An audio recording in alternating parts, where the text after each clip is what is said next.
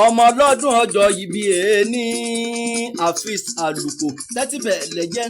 bẹ́ẹ̀ lẹ́jẹ́ kó má gbọ́n ẹnu mi ò pẹ́ fukú bẹ́ẹ̀ ni mi ò pẹ́ farun rárá eléyìí ní July 17, 2024 ó túmọ̀dún ọjọ́ ìbí yíjẹ láyé ò ní báwọn sọdún ìbànújẹ́ ọdún ayọ̀ ọdún ìdùnnú ọdún ìgbéga ọdún ìfọ̀kànbalẹ̀ lọ́ á máa bá wọn ṣe láṣẹ tọlọ́run ọba ọdọọdún là ń rórógbó lílé ayé ọdọọdún là ń rẹ̀ ọ̀sá ọdọọdún là ń rọ̀ mọ́ obì lórí àtẹ ọdọọdún lè wé sápárúwé lílé ayé ọdọọdún náà máa rí ọ láṣẹ tọlọ́run ọba máa gbóhùn lẹ́nu mi ò jàre sábà níta lónìí máa kí ọ̀tá lónìí máa gẹ̀ ọ́ fọ́dún ọjọ́ bíi tọjọ́ tòní ayé àfẹ́sọ̀nà rẹ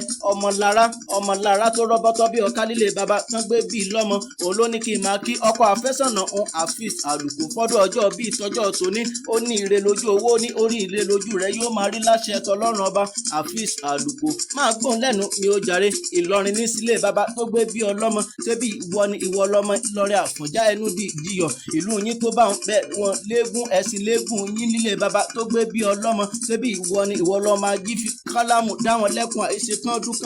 ìwọ lọmọ òpómúlérò mọ́jà rẹ kan ṣébí ìwọ ni ìwọ lọmọ búure láàárẹ̀ ìkan ò gbọ́dọ̀ dùkan ṣébí ìwọ ni ìwọ lọmọ bàádù ní ọdún ilé bàbá tó gbé bí ọlọ́mọ dúdú lẹ́gbọ́n pupa làbúrò gbogbo wọn Afeez Àlùkò ọmọ tó rọ́bọ́tọ́ bí ọ̀ká ní ọlílé bàbá tó gbé bí ọlọ́mọ ṣébí ìwọ ni ìwọ lọmọ rìn lẹ́gbẹ́ bẹ́ẹ̀ ni ẹgbẹ́ òkúkú dùn ọ́ rárá akọ ló ń fi wọ́n ṣe nílé bàbá tó gbé bí ọlọ́mọ ọmọ tó dúdú bíi kóró ìsìn ọmọ tó dúdú bíi táyà ọkọ̀ mọ́tò Afeez Àlùkò ṣébí ìwọ ni ìwọ lẹni obìnrin kò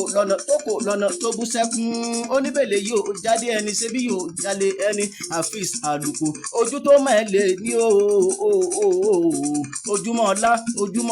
ojúmọ́ àìkú balẹ̀ ọ̀rọ̀ ìfọ̀kànbalẹ̀ ó máa wọlé tó ọ wá láṣẹ tọlọ́run ọba ajé tí ń gbére pàdé olókun kó yé gbére pàdé olókun mọ́ kó máa gbére bọ̀ lọ́dọ̀ rẹ láṣẹ tọlọ́run ọba Àlùkò tí ń gbére pàdé ọlọ́ṣà kó yé gbére pàdé ọlọ́ṣà mọ́ kó máa gbére bọ̀ lọ́dọ̀ rẹ láṣẹ tọlọ́run ọba Afeez Àlùkò happy birthday to you ìgbà ọdún kan ni.